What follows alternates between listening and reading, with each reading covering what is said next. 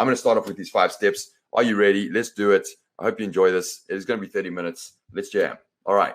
So if I can get a slide to go. All right. So first thing, super obvious, right? Make a plan.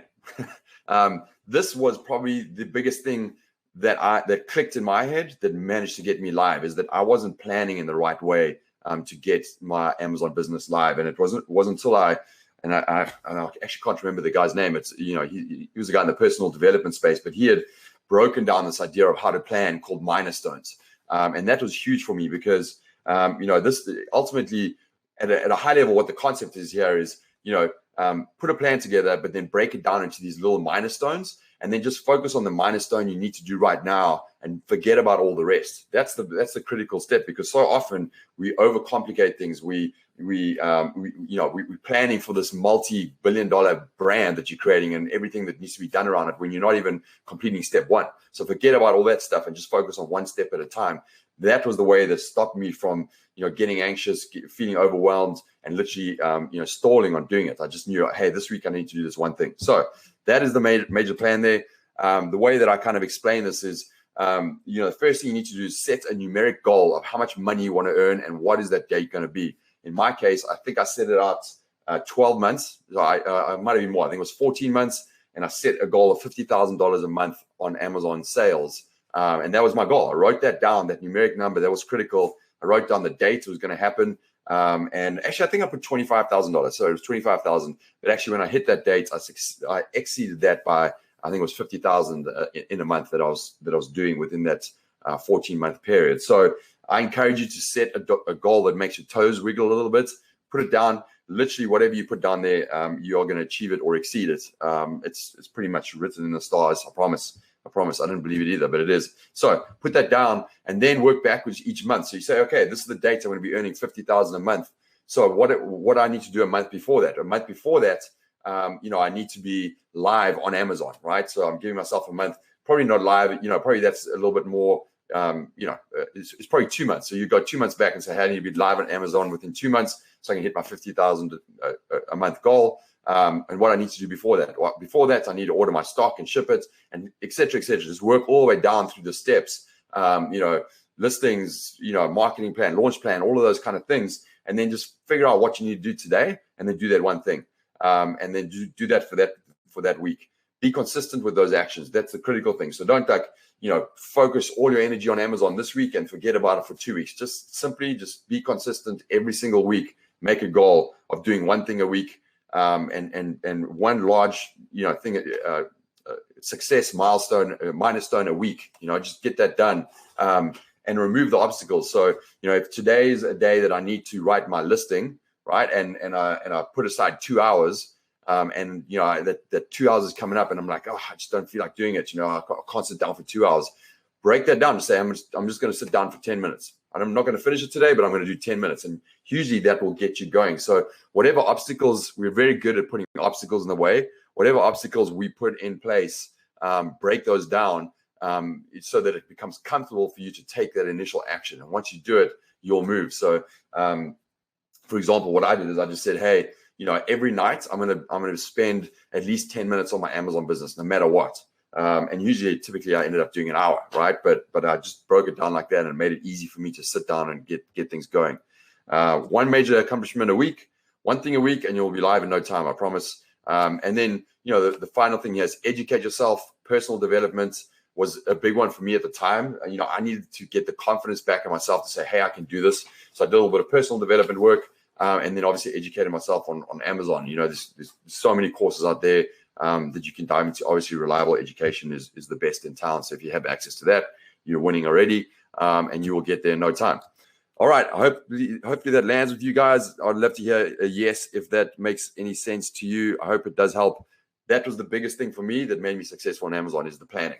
Everything else, you're going to figure out. But if you don't have a plan and you don't have a consistent action on that, you're never going to achieve it. So if you haven't done anything on your Amazon business for a month or a few weeks or even a few days, this is your time to sit down, plan that out again, and just start taking action every day. It's going to come back and you'll get there very quickly. I hope that lands with you. All right. Second, masterminds. Critical. For me, it was critical. Again, it's this whole idea of holding yourself accountable. but most importantly, helping you to be consistent with your actions, right? And make sure that you surround yourself with the right people. You're the average of the 5 people you surround yourself with. Tony Robbins, God love him. He came up with that one, but it's true, right? So, ask the questions, reach out, get the people around you, make it fun, make it enjoyable, and you don't have to meet that often. It can be once a week, once a month, but use them not just to hold yourself accountable, but I use mine I couldn't make a decision on what product I wanted to launch, so I just said to my mastermind, I'm going to present you 5 products on this date, and we're gonna walk out of that meeting with you guys telling me which product I'm going to do. They actually liked all 5, and so we just kind of played a game to pick one, and I still sell that one today. So it wasn't my major winning product, but it's a great product, love it, and I still sell it today. Make sure you ask and get the right people in your mastermind, because you are literally going to be the average of everyone in that mastermind. So get that going. All right, let me see what's going on here. Kia from New Zealand, Auckland, nice to see you. Yeah, let me know if you have any questions. Just in the chat is perfect. I will answer questions as I go. So let me know if that makes any sense. All right, differentiation. This is obviously huge. I think this is probably the biggest thing in your success on Amazon is your ability to differentiate. I meet people all the time who are saying, hey, I just want to just get something live on Amazon. I'm just going to take this quick win, because I want to get this product live. Or, hey, you know what? Like, this is an okay product, but I've figured out all these launch strategies around, off of Amazon. I'm going to be using Facebook ads and, all of these things to drive traffic to my listing. And, I have this little Kickstarter program that I've got. And, I'm going to use this little black hat tactic over here, just to kind of give my product a little boost. Those are people who fail, right? Or when they're live, they have a massive uphill trying to get favor with Amazon and get the sales. What you need to do is make sure that you differentiate your product in the right way that connects. The big word is connect with your audience. How do you know what connects with your audience? Well, you have to understand who your audience is. You need to, and we call them an avatar. It's the personality of the person. You need to understand who your customer is emotionally. What are their needs, their wants? How do they connect with their product? When you get a great product off of Amazon or e-commerce, or you buy something, it's when you unbox that product and it's that connection you have with it, or that picture that you see. Those are the things that you need to get right. And if you can get that right, your biggest problem is going to be staying in stock on Amazon. And that's the problem that you want to have, right? So product choice and differentiation.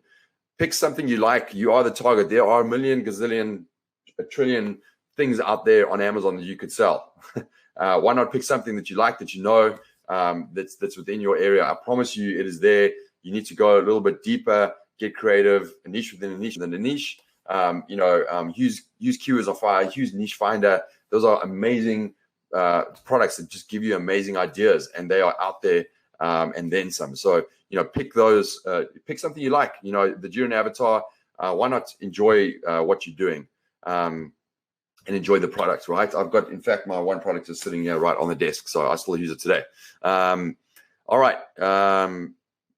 Choose it. This is for me. If I was launching a product today, I would look for a product that is a higher price, north of 50, north of 150, maybe even $200 for a product. Like, you can use those filters in Amazon. You can use it on Niche Finder. Get in on those products, because typically those products are ones that have better branding, and that's what we're all good at. This is how we're going to do an amazing product, is create an amazing brand.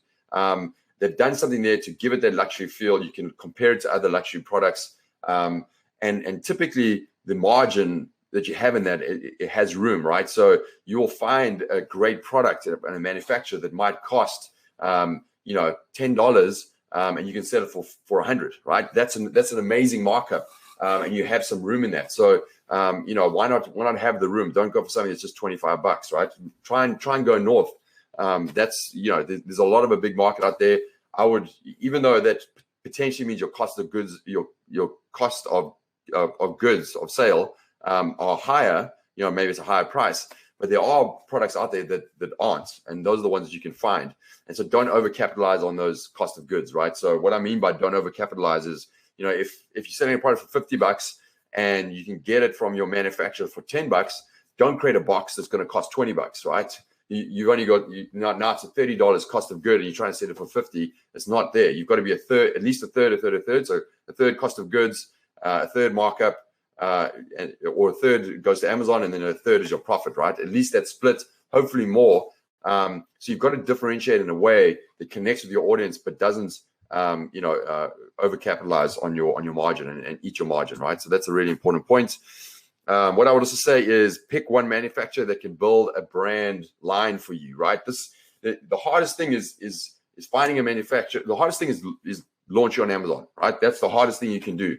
And part of the hardest thing on that is finding the right manufacturer. That is really hard. So once you're live with one product, if you have a manufacturer that you can launch your second product with already, because you've done that hard work, that's easy. You can just launch another product and then another one and another one. That's why, as an example, I put furniture in here, right? That's a great one because you can launch, a coat hanger hook, and then you can launch a stool, and then you can launch, a chair or whatever, like all within that same one manufacturer. They process a lot of these products. So once you find it, you can really drive your brand out, because I'll get into this a little bit later, but it's not your first product that makes you $1 million. It's your fifth, right? So you've got to be able to launch a few products to really start to get that momentum going and get you over 7 figures. So I always like to pick a manufacturer that can launch more than one product with, and obviously that also helps you with your with your pricing with your manufacturer. If you're selling one product, you're going to get great pricing for your second product. Really important. Envision a brand. Sorry about the spelling mistake. Envision your brand beyond Amazon. Amazon is the best place to start and launch an e-commerce or a product, right? It's an e-commerce product, but it shouldn't be your only channel, right? And so what I mean by that is, envision a brand where you have a lead magnet, which is your product. You sell it on Amazon, and through things like the unboxing experience, ways to get them to your website. You can get them there to start having a brand experience and potentially to buy products from your Shopify site down the road. So you can start to let the engine feed itself from Amazon and off of Amazon. So that is truly the way that you can scale a business beyond 7 figures. So really start to envision that, and just envision it at this stage. You don't have to do all of those steps and totally understand it, but just pick something that you think has enough of that connection that you can drive into your website, download a PDF. A great example is coffee, right? You sell a coffee grinder on Amazon, and then you send them to the website, download this PDF on how to make a great cup of coffee, get their email address. Hey, would you like some coffee beans? I'll send you a subscription too. Those are the kind of ways you can really build a brand.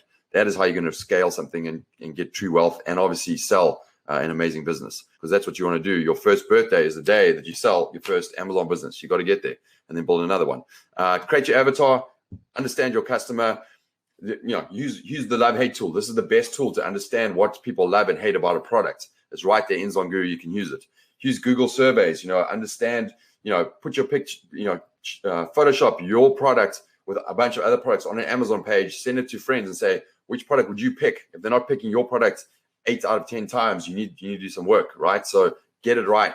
Make sure that they're picking your product. That's all about conversion rates. And then the best thing I can tell you about this is, if you're building your listing, get some friends and get them to record the buyer decision process. So there's a little thing called Loom. It's on a Chrome extension. I think it's free. You simply hit that and it records me and it records my screen. And you get them to walk through the buyer decision process. Hey, I am buying a outdoor fire pit. I've gone onto Amazon. Okay, well, why have I chosen to look at this one? Its price, or is the visual? When I click on it, now I'm thinking about where it's going to go on my property. What are the questions? What is the size, the dimensions? Where does it fit?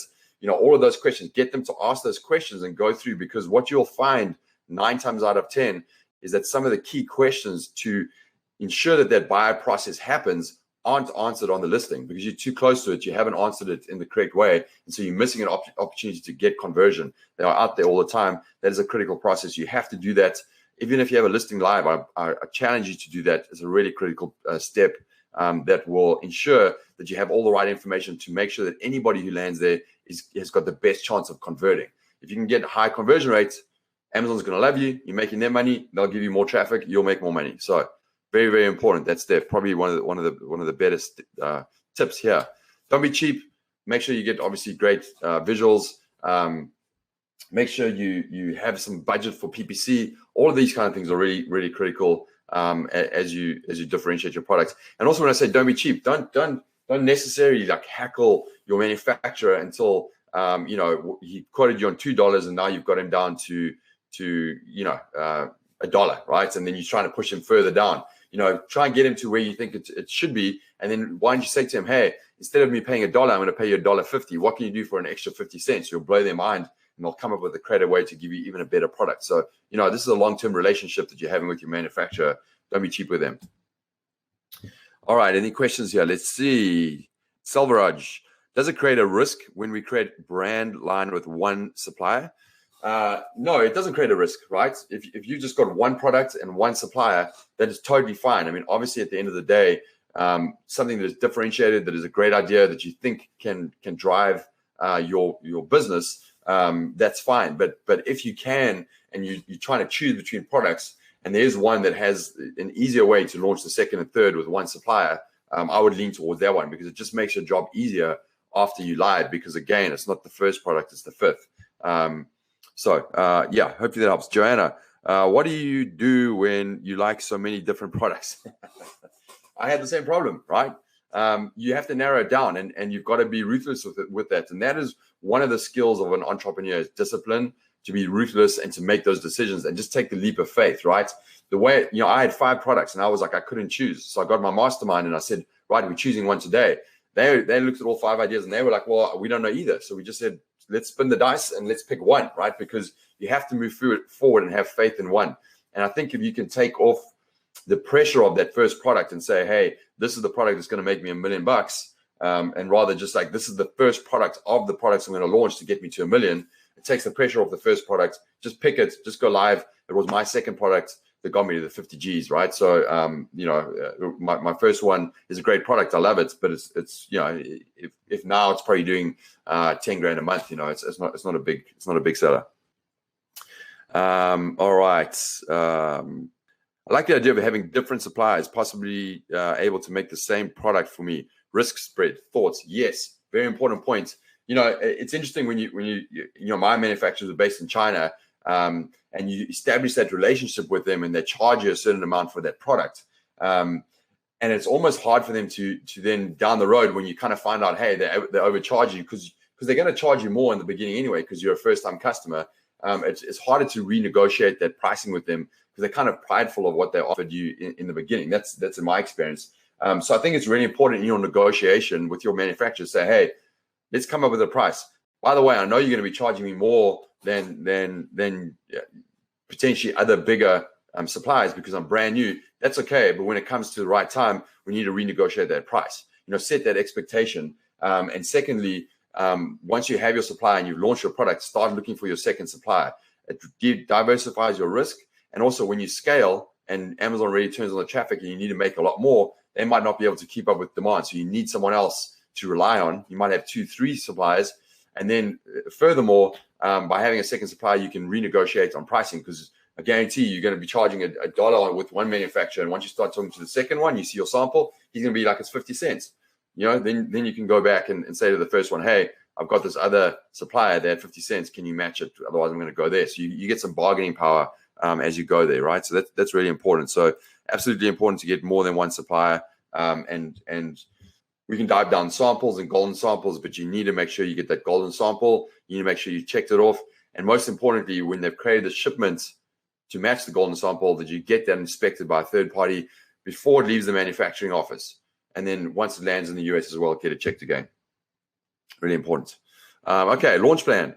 This is critical. If you've done all the work, it's a honeymoon period. It's the first 2 weeks. You're live on Amazon.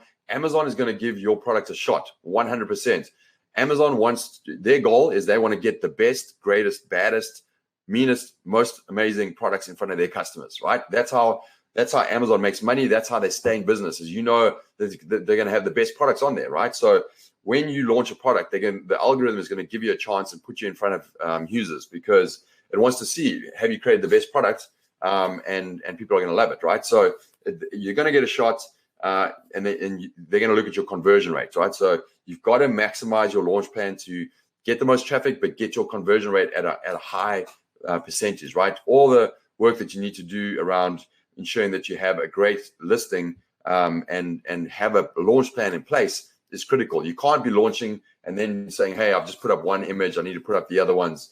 I'll start my PPC in a month's time. You need to have that all planned out and really have that honed in. This is go time, right? So all systems go. Have your EBC, get your trademark. It's not expensive now. $600, get it. You're done. You have EBC when you go live. It's important. Research engine optimized to the max. You need to at least index for over 1,500 keywords. Use Keywords on Fire. You can get there, and you will have the best listing on page one. It's guaranteed. Using Keywords on Fire Listing Optimizer. You've got to use it. It's the best tool we have, literally. It's probably my favorite.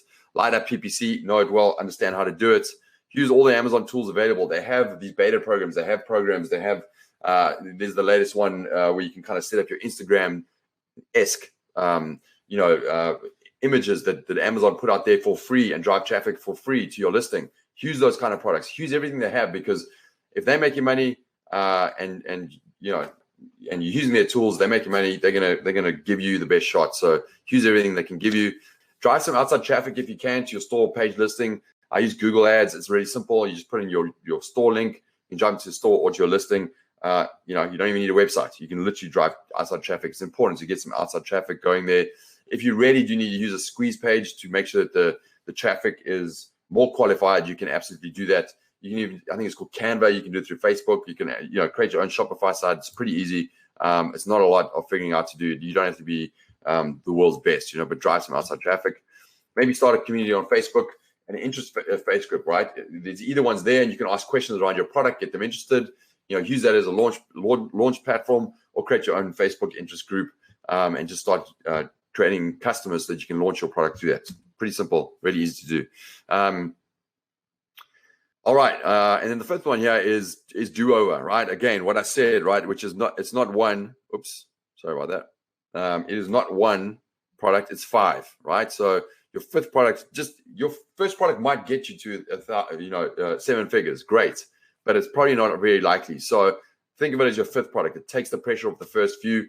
You need to launch. You obviously have to be successful with that, but then you need to accelerate. And one of the worst things to do is get your first product live, take your foot off the gas, relax, just focus on that, and not launch your second, third, right? You need to start to make a plan to launch your second one. So what do? You do your milestone planning. When you're live, that's what I wrote at the end of mine. I'm going live with my first, start planning my second, and put the milestone plan together. I did that, and I think after my first product took me that 14 months to get live. My second product, I literally had the idea, had the manufacturer, had it all turned around in I think in a month and a half, and I was live within 4 months. So your time gets cut down. You know what you're doing, and you move at a certain pace, and that just exploded for me.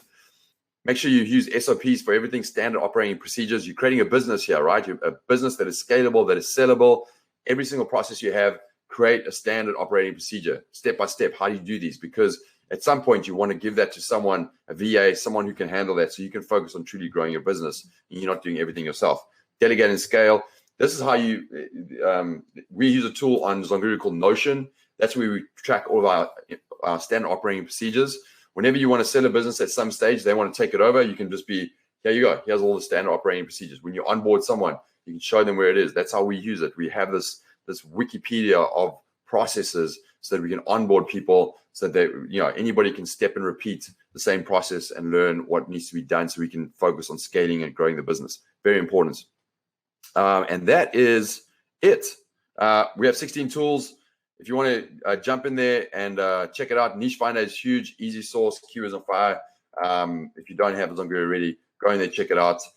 And then I think if you go to zonguru.com/get/webinar, special for you, get in there, jump in, try it, 7 days free. You guys know the deal. Check it out. We know what we're doing on the tool side, and hopefully everyone here is using ZonGuru already. If you have questions, I'm probably run over time for sure, because I know I love talking about this. If we have questions, I know we're exactly on time. That's great. So if you have questions for me, go for it. Let's cover the questions, and I will turn the screen share off. I'll come back right here, and let's see if we have any questions. Hassan, what's the process of getting trademarks in Australia? Is it the same as the US market? Yes. So trademark attorneys, if you go into the Seller app inside of Seller Central, they have trademark attorneys in there. You can just hit them up. and you can say, hey, I want to get a trademark. And when you get it, or Trademark Angel is the one that I used before. The first question they'll ask you is, which countries do you want to get your trademark in? The USA, Australia, Singapore, wherever you want to get it, you can get it. The UK, Europe, and then you just pay a fee per country that you're in. So, if you're doing a trademark, I would probably get USA and Australia. Hit that out. And Hassan, if you're launching in Australia, good for you. I think it's a great idea. Get going. That'll be great. Do you know how long trademarks are taking to complete at present?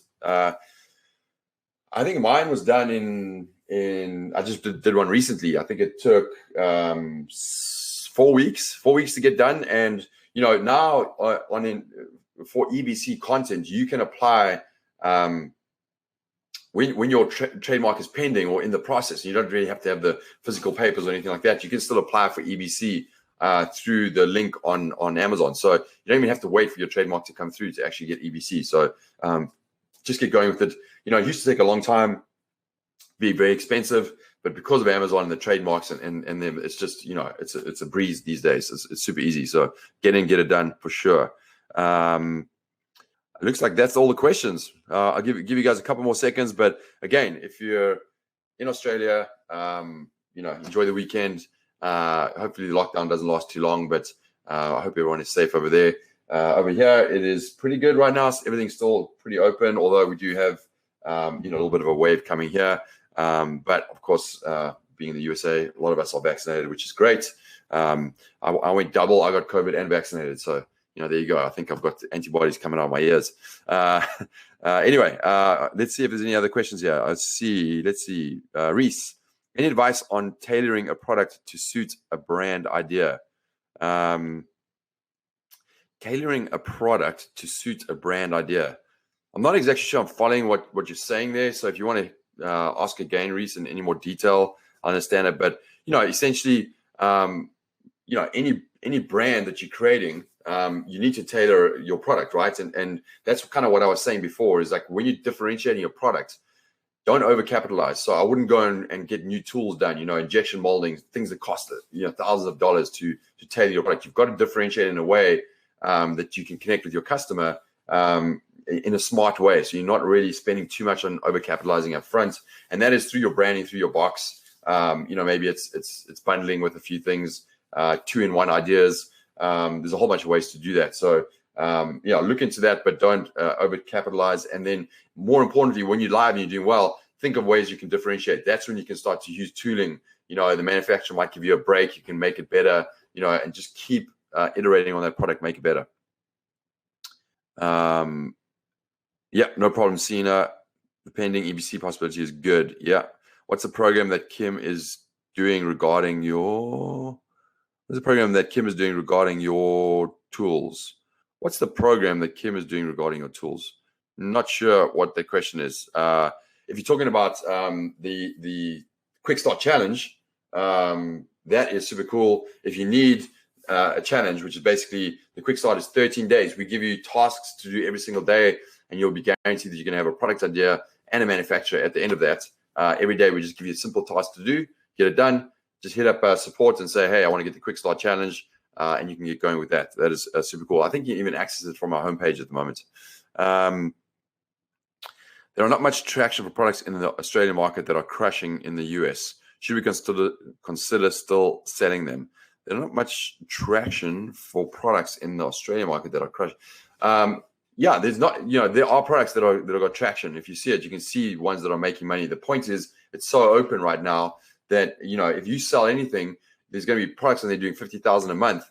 They might be the only FBA product on that page one, and means that if you have FBA and you're on page, you'll be on page one, and you could get some of those sales. So the point of Australia right now is that it's open and it's an investment in the future. You can start selling now. You might be doing 10,000, but the way it's growing, that thing's gonna be doing 100,000 a month very, very quickly. So get in now while you can. If I was going to launch right now, I would do that for sure. Which market is better now, USA or Australia? Mustafa, the answer is both, right? You've got to approach it differently. If you're doing the USA, a lot more competition. You have to be much more niche. There's a lot more traffic. So it's a very specific targeted audience with a very specific product. That's how you're going to win on Australia. sorry, on the US. Australia is more open. You can sell some of those products that we were selling, in 2016, and it was open then. Products then. I use the gaming chairs as an example. I looked at gaming chairs in 2016. You could get in, and if you're doing well, you're doing 50,000, 100,000 a month. That product today on page one, all of them are doing over 1.5 million a month, right? And it's much harder to get in. So those kind of opportunities are much wider and more open on Australia. You can go in and sell car covers, any basic products. You can get in on right now. So you can get in and own some of the bigger categories. I would do something in the camping area. It's a massive category, would do really well, as long as you differentiate. All right, that is it. I think those are all the questions. Have a great weekend. Keep crushing your goals. Milestones, check it out. Write things down, be consistent. You guys got this. You should be live pretty soon. There are some awesome things happening on the Amazon space. People just making amazing amounts of revenue every single day, selling them to these aggregators, walking out with $1 million in their pockets after 2 years of work. I've just got a friend who moved to Vegas. He's selling his first Amazon business. He started 2 years ago, and he's selling it for 1.5 million. There you go, cash, right? Start your next business with that. You can do it in a very short amount of time. Opportunity is there. You just need to focus on it and get it done. All right. Have a great weekend. Enjoy it. See you guys. Cheers.